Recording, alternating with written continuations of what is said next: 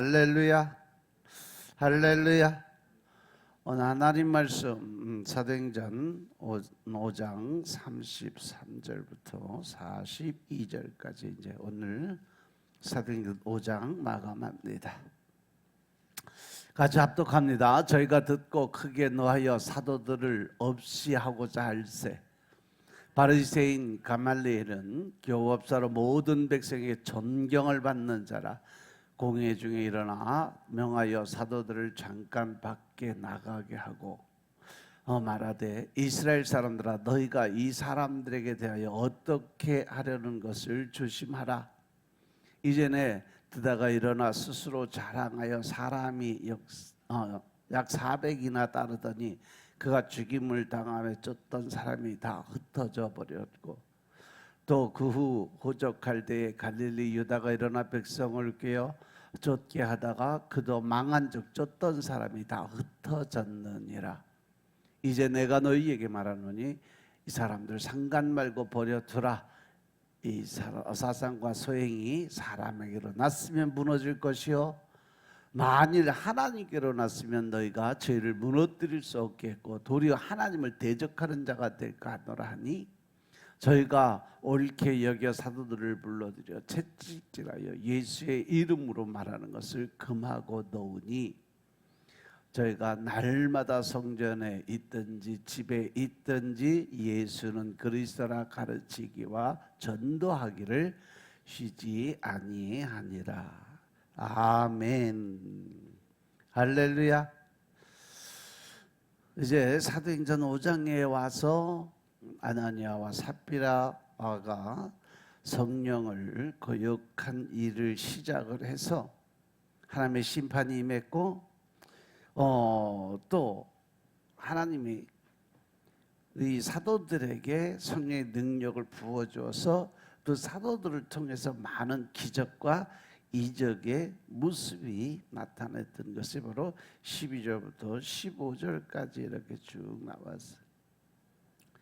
그래서 이제 오늘은 아버지 하나님께서 33절을 보니까 그들이 그런 것을 보고 하나님의 이름 예수 그리스도의 이름을 높이고 복음을 증거하는 것에 대해서 크게 노하해서 사도들을 죽이려고 작정을 했다는 거죠.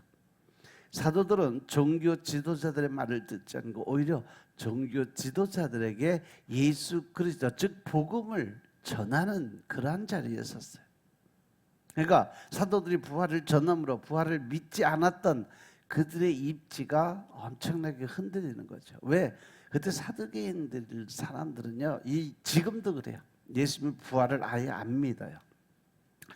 예수님을 메시아로 인정도 안 하고 그렇게 사람들이 유대인들에게 가르쳤는데 예수님이 메시아고 그리스도고 또 이 땅에 오셔서 돌아가신 지 3일 만에 부활했다라고 이야기를 하니까 자기들 교리하고 전혀 안 맞잖아.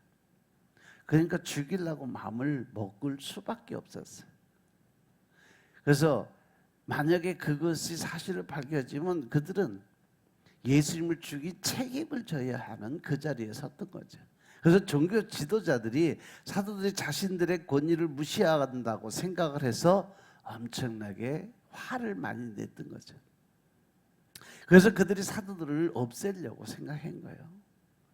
예수님을 십자가에 처형한 것처럼 사도들을 일망타진하고자 작정을 하고 그들을 잡아들이기 시작을 했어요.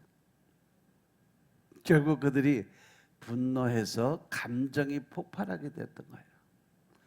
그들이 너무 화가 나서 이제는 백성들이 눈치도 보지 않고 그냥 당장 눈앞에 보이는 이 사도들을 죽이려고 작정을 했어요. 그때 34절을 보니까 바리새인 가말리엘이 나타나요. 이 가말리엘이 사도 바울의 스승이죠. 이 사도 바울이 개종하기 이전에 그 율법을 배울 때 이 가말리엘에게 배웠어요. 그래서 가말리엘이 문화생이었는데 이 가말리엘은 율법 교사예요. 그래서 모든 백성들의 존경을 받았던 그러한 사람이 공회 중 그 사람이 이제 회의 중에 일어나서 사도들에게 잠깐 너희들은 나가 있어라. 왜 서로 얼굴 보고 감정이 격해지니까 잠시 떼어놓고 또 그들이 옳다는 것을 이야기하는 그 얘기가 들어가면 오히려 또 문제가 생길까봐 일단 사도들을 바깥으로 내보내요. 하나님은 이러한 사도들을 율법사 가말리엘을 통해서 이제 보호하시는 성령의 은행하심이 나타났다는 거죠. 바리새인은 가말리엘은요 율법 교사예요. 그는 율법을 가르치는 선생이에요. 그리고 그는 사도 바울의 스승이에요. 초기에 사도 바울은 스승 가말리엘에게 제대로 배우지 못한 것 같아요. 왜? 외형적인 지식적인 것은 많이 배웠는데 하나님의 영, 즉 영적인 부분에 대해서는 전혀 문외한이었던 거죠. 이렇게 무지한 열심을 가진 사람이 하나님을 알지 못하는 그 무지한 그러한 삶의 모습이 성령의 역사를 거스르기 쉽다는 거죠. 그래서 사도 바울도 예수님을 만나기 이전에는요 모든 성령의 역사를 거스렸던 사람이에요. 이 가말리엘은 모든 백성이 존경을 받는 자라는데 그는 모든 사람이 존경을 받을 정도로 덕망이 있고 인품이 있던 그러한 사람이에요. 그는 감정적이지 않고 권위를 세운 그러는 사람이 아니에요. 그래서 그는 공회 중에서 일어나 사도들을 바깥으로 나가게 하고 회의를 다시 시작을 했다고 그러죠. 그래서 이제 35절, 37절의 말씀을 보면 이스라엘 사람들 너희가 이 사람들에게 대해서 어떻게 하려는지 조심해라. 말과 행동을 조심해야 된다. 그러면서 예를 든 것이 바로 드다의 얘기를 들어요. 드다가 일어나서 스스로 선전하고 사람들이 약 400명이나 따라다녔지 않냐.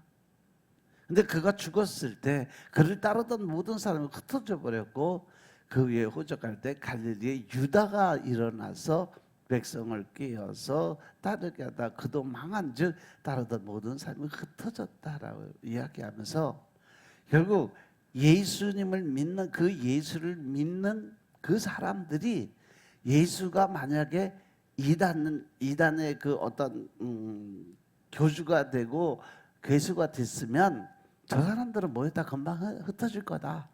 그러니까 만약에 너희들이 생각하는 그러한 예수가 하나님의 사람이 아니고 그리스도가 메시아가 아니라면 저들이 금방 깨질 거야.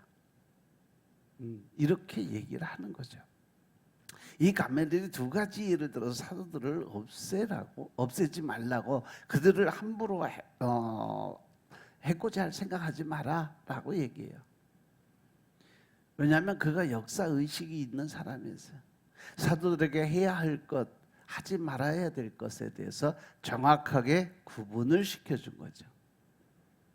그러면서 예전에 드다가 일어나 스스로 선전하고 사람들이 400명이 따랐지만 죽임을 당하니까 다 흩어져 버렸지 않았냐? 그 위에 유다도 마찬가지요. 유다도 백성들을 깨서 그들을 혼미케 하고 또 그도 그것을 망하니까 따르던 자들이 다 흩어져 없어졌다는 거죠. 사람에게서 난 것은 사람이 죽으면 없어지게 돼 있어요. 이단들의 생태가 다 그래요.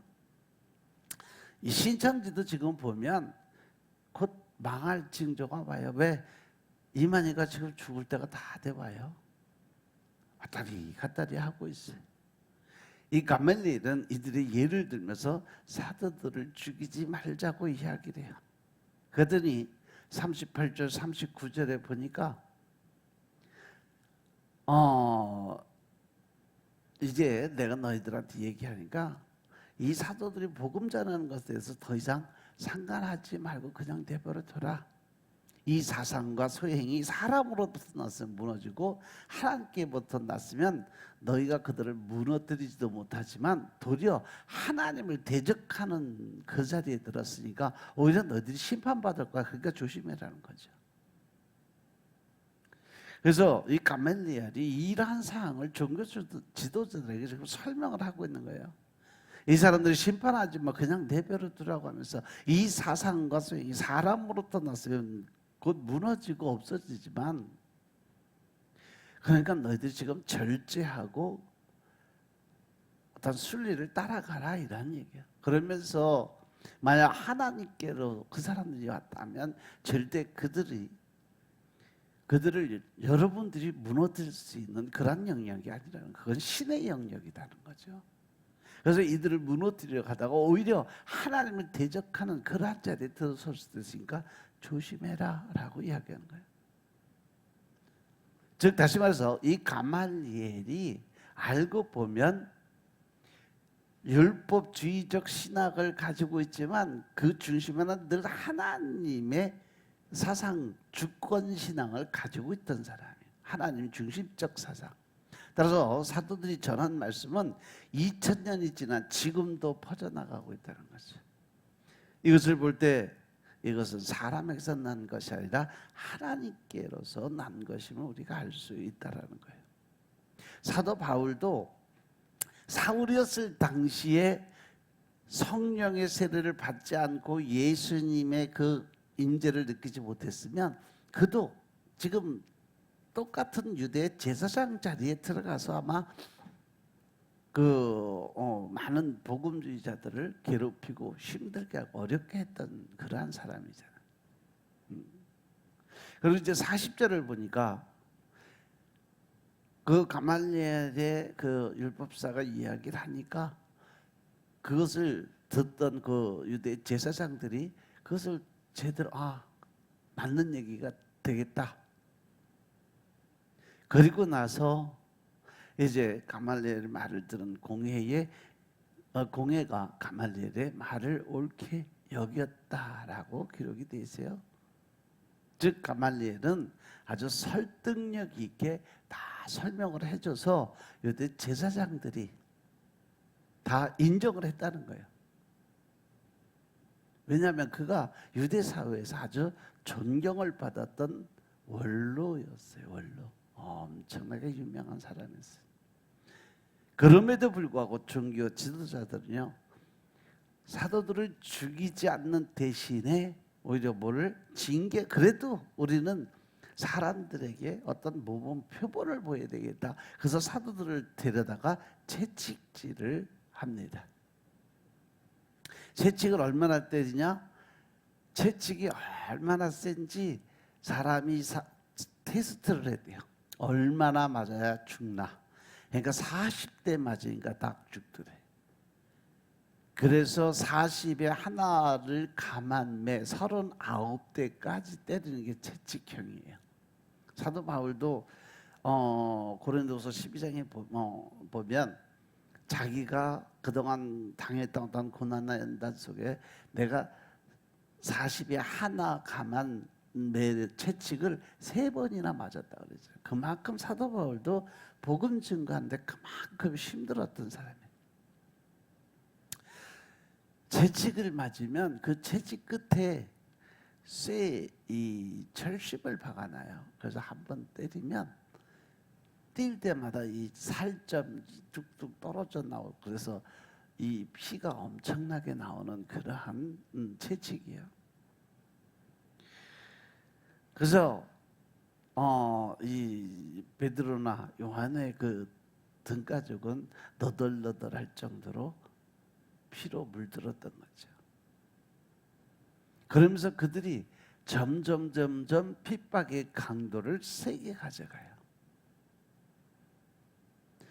채찍질해서 내보낼 때도 예수의 이름으로 말하는 모든 것을 다 금해라. 절대 입 밖에 예수나 복음, 부활 이런 거는 입에 담지도 마라 하는 조건으로 내보냈던 거죠. 그래서 그들이 예수님을 증거하는 것을 금하게 하고 다시 풀어줬어요. 또 예수 이름을 증거하면 매를 때리든지 죽여버리겠다라는 협박성 그러한 제안을 하고 내보냈던 거죠. 그런데 예수 믿는 사람들의 특징이 그래. 하지 말려면 더해. 그죠?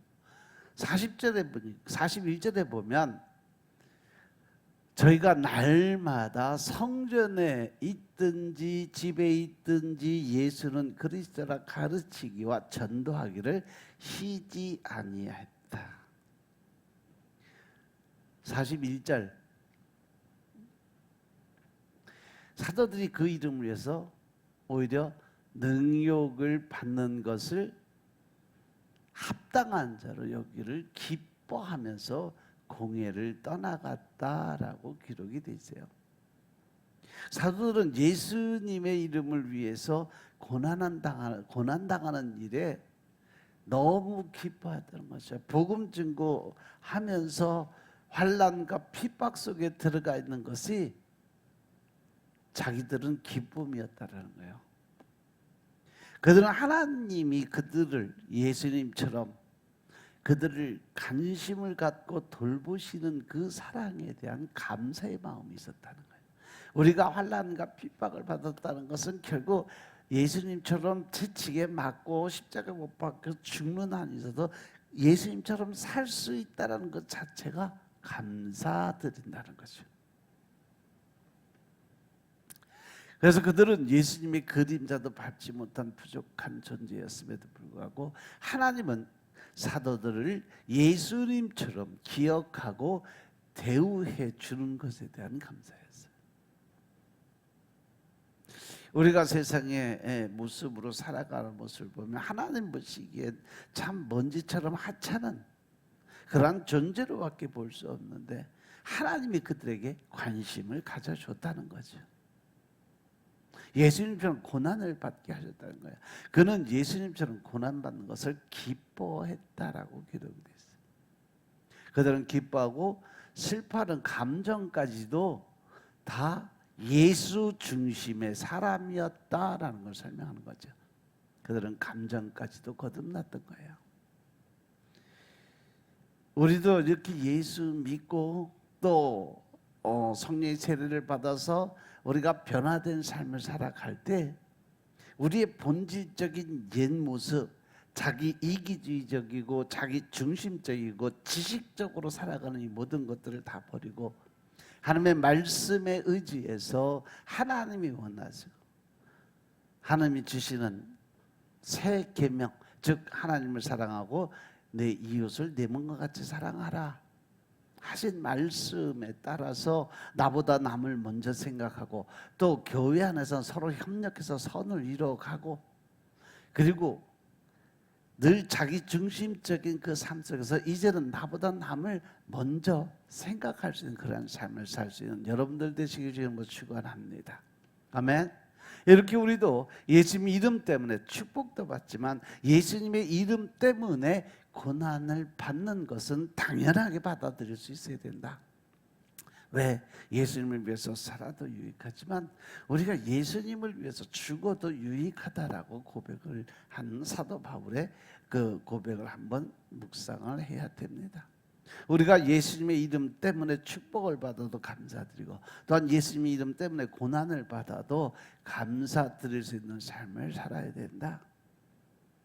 그렇게 채찍을 맞은 사도들이 기쁜 마음으로 공회를 떠나갔어요. 그들은 채찍을 두려워하지 않았고 또 날마다 성전에 있든지 집에 있든지 어디 가서든지 예수는 그리스도고 왕이고 메시아고 또 그가 죽은 지 3일 만에 부활하신 하나님이라는 그러한 것을 전도하는 것을 그치지 않았다 그랬어요.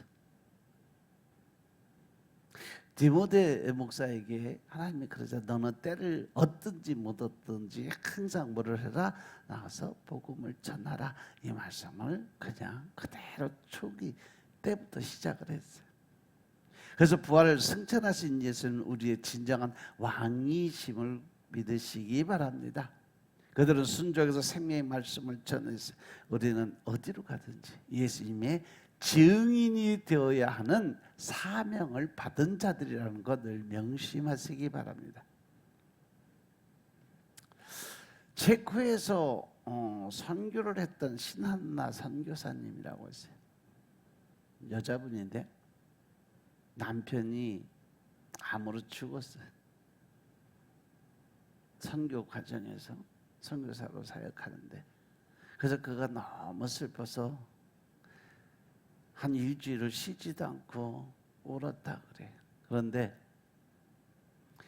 우연히 욥기서를 읽다가 자신을 욥처럼 대우하시는 하나님을 만났다는 거죠. 하찮은 자신을 욥처럼 귀하게 여기고 대우하시는 하나님을 만나고 기쁨과 감사함으로 하나님께 영광 올려드렸다고 그래요. 하나님은 지금 신한나 이 선교사님과 체코 역사를 완전히 바꾸셔서 체코가 복받는 자리에 들어가고 있다는 사실이죠. 내부의 핍박을 이긴 사도들은 외부의 핍박도 이렇게 이겨 나갑니다. 그 핍박을 이길 수 있는 것은 오직 하나, 주님이 주는 담대한 믿음이 있기 때문에 모든 걸 이겨 나갈 수 있음을 깨달으시기 바랍니다. 그들은 핍박받는 것을 특권이고 영광으로 여겼어요. 핍박받는 것 자체를 자랑스럽게 여겼다는 거죠. 우리는 핍박과 고난을 하나님의 눈으로 바라보고 영적인 눈으로 바라볼 수 있는 준비된 자가 되어야 된다. 하나님이 나를 얼마나 사랑하시고 또 우리들에게 얼마나 관심을 갖고 돌보시는지를 늘 생각하고 감사드리는 삶을 살아야 된다는 거 명심하시기 바랍니다. 그래서 우리들이 바라봐야 될 것은 바로 하늘의 상급이에요. 이 땅에서의 상급, 이 땅에서 복 받는 거, 이거는 어제도 말씀드렸지만 그냥 우리가 세상을 살아가는데 그냥 필요한 보너스에 불과한 거다. 실질적으로 우리가 받아야 되는 가장 큰 축복은 무슨 축복이다? 영적인 축복. 그 영적인 축복이 바로 영혼 구원이다. 아멘. 그래서 우리가 이런 사람들은 절대 하나님의 주신 믿음의 담대함을 갖고 사는 사람들은 세상이 절대 이길 수가 없다. 어떤 마귀 사단도 말씀의 중심에 서서 기도로 무장된 사람들은 함부로 건드리지 못해요. 우리가 늘 당하는 이유는 말씀을 읽지 않고 기도 드리지 아니하고 그냥 내 지식을 갖고 내 형편과 사정을 생각하면서 적당히 타협하는 신앙을 가졌기 때문에 사단이 노리는 거예요.